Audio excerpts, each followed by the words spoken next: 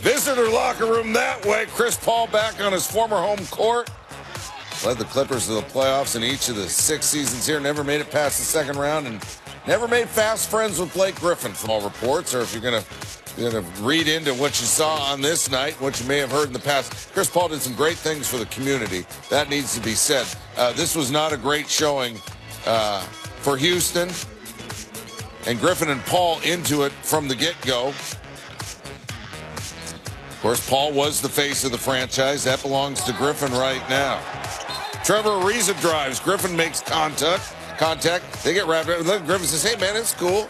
It's cool. Afterwards, Griffin says they were talking about whether he was going to invite him to his birthday party. I think that may have been fake news. All right, Griffin right here. Talking with Mike D'Antoni. Asked afterwards what he said. He said, well, he said something to me. I said the same thing back to him. Chris Paul not happy right there. Blake Griffin's going to get a technical, and this little dust up right here. So he's got one. Spinning on Chris Paul right there. Making contact. We got a lot of not happy people right there. There they are again. D'Antoni, of course, who coached in this town for a while. And then Ariza, tearaway shorts. I mean, it just was not good. Clippers were in control of this game pretty much for the line. James Harden not playing, DeAndre Jordan not playing, Austin Rivers not playing, but apparently part of the action, as you will hear here momentarily from Adrian Wojnarowski, who was at this game. Griffin in right there, gets knocked out of bounds, throws it off Gordon's back. He clearly doesn't like that, but listen, that's a heads-up basketball play by Blake Griffin. Right there, you get a little bump right there, trying to retain possession. The game was still in doubt. And then Griffin coming down the court right there. The elbow by Ariza right there. And Griffin right there. And earmuffs. Both those fellas were ejected. The Clippers win the game. A lot of post game. I mean, it's always like that when you hoop, especially when you're playing against former team and stuff like that. All the emotions that go into it, seeing the familiar faces and stuff like that. You know, for us, we got to be better. Get them the credit they won the game. How did you see what happened with Blake and Mike, if you were able to see it? Our coach told me he elbowed him, you know what I mean? So then I seen him talking crazy to coach, so I always gonna have coach back. What'd you say to him, man? I don't know, you probably got it. Ain't no telling. All the cameras in there now, you know what I mean? You probably can tell me what I said better than I did. Whatever it was, I'm sure my mama gonna tell me to watch my mouth. What did you and D'Antoni say to each other? And then what happened? You didn't see? I couldn't see you. I saw it on the scoreboard. I only saw So him. ask me what I said. But what did you say? Well, after he said what he said, I said the same thing back. Okay. And then second part, what were you and Trevor saying to each other there when that happened at the end? He asked me if I was still coming to his birthday party. I said, yeah, I'm going to try. So we'll see. Yeah, we have a different relationship. Adrian Wojnarowski joins us right now. You were at that game. Listen, if you want bad blood, you got it. What you got after post-game here? Neil, sources told me after the game, four Rockets players, James Harden, Chris Paul, Gerald Green, and Trevor Ariza, literally breached the Clippers locker room, went through a back hallway that connects the Rockets locker room with the Clippers, got into the room. They were calling for Austin Rivers, Blake Griffin. Security got to them before there was any contact. The Clipper players saw them come in, I was told.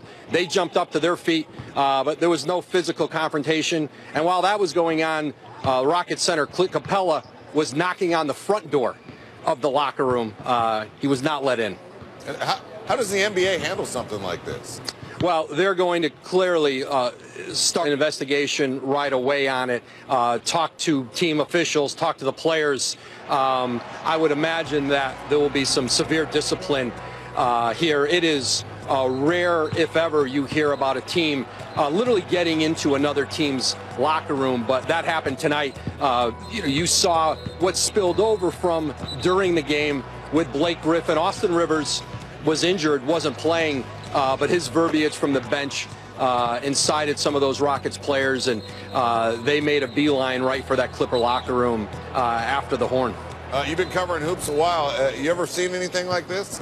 No, that's weird. To have guys go en masse into a locker room, and as the Clippers privately were saying, there was probably really only one person who knew that you could get from the visiting locker room where the Rockets were to the Clipper locker room through that back door, and that would obviously be Chris Paul, who played several seasons in L.A. Yeah, Chris Paul's first return back to the Staples Center after going to the Rockets, and we got fireworks. Adrian Wojnarowski. We got fireworks. We got tweets, too. Patrick Beverley, who did not play in this game. He's injured, but you saw him on the bench there. In fact, you saw him holding back Austin Rivers if you were looking in the background of one of those shots we just showed with Adrian Wojnarowski. He tweeted afterwards, a different culture in L.A. No more soft stuff here. Lost in all this, Lou Williams, 31 points. Clippers had an 8-point lead with 4 minutes to play in the game. In the final minutes of the fourth, there were as many techs as buckets. Both Griffin and Ariza ejected for the first time this season. Meanwhile, Cavaliers have won 13 in a row at home despite all their troubles. Warriors had a 12-game win streak on the road, including a 2-point win in Toronto on Saturday with Steph Curry back in the lineup. And LeBron James got aggressive early, but in a basketball way. Isaiah Thomas throwing it up for him. Cleveland back home after a 1-4 road trip. Just over 2 minutes left in the first quarter. Cavaliers throw it away. Kevin Durant. And he gives LeBron James a little glance. Second quarter. LeBron James and Ty Lue coming up with a plan. Did not include this. Steph Curry with the step back on James. 4 of 8 from deep for Curry, as he puts the move on James. Curry with 23. Warriors down 2, though.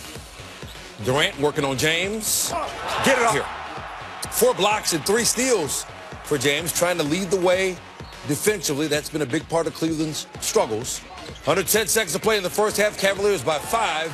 Dwayne Wade with the steal. Leaves it for Jeff Green. Cavaliers head to halftime up 64-57. Third quarter now, tied at 83. Andre Iguodala comes up with a loose ball. LeBron James had problems with turnovers in this game, had 8 of them. Durant will finish at the other end. He had 32 on 16 shots, and he had 16 points in the third quarter. Curry trying to get there.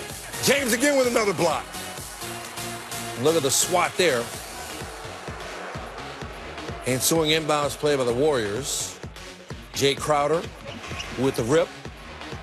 Pass ahead to James. Put him on the line, too. Didn't make the free throw. 85 apiece. James with 32 for the game. Warriors, though, shut him down to begin the fourth. Cavaliers scored just 4 points in the first 6 minutes of the fourth. Is that good? No. It's not. No, it's not. It's not good. They missed 17 very bad of their first 19 shots to start the fourth quarter. Very bad. Absolutely. What happened? Had an opportunity. We couldn't. The ball, it seemed like the rim just got smaller and smaller. Ball didn't go in for us. It definitely got stagnant, and we wasn't getting good shots. Pretty telling there in the fourth quarter of us not playing our style of basketball, and that's been pretty apparent lately. That's been going on. Meanwhile, Warriors doing what they do. They had 33 assists in their 41 buckets. Curry to Durant. Warriors up above looking to put it away. Next possession, Draymond Green going Airbnb to Iguodala. Green 11 points, 16 rebounds, 9 assists. Warriors 118 to 108.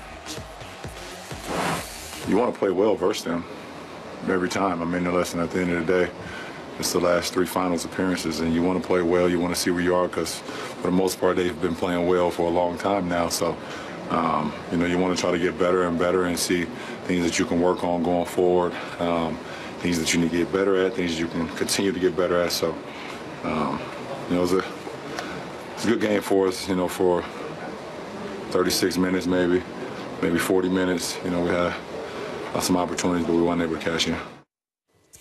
All right, so we go back to Christmas. Warriors and Cavaliers have been going in opposite directions since Golden State won that game over Cleveland and Oakland.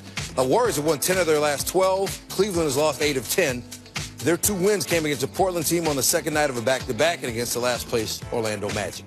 Ramona Shelburne with Durant. 13 straight wins on the road for you guys. What makes you so much more lethal on the road? I think we just come together a little bit better. You know, when it's you feel like it's us against the world on the road.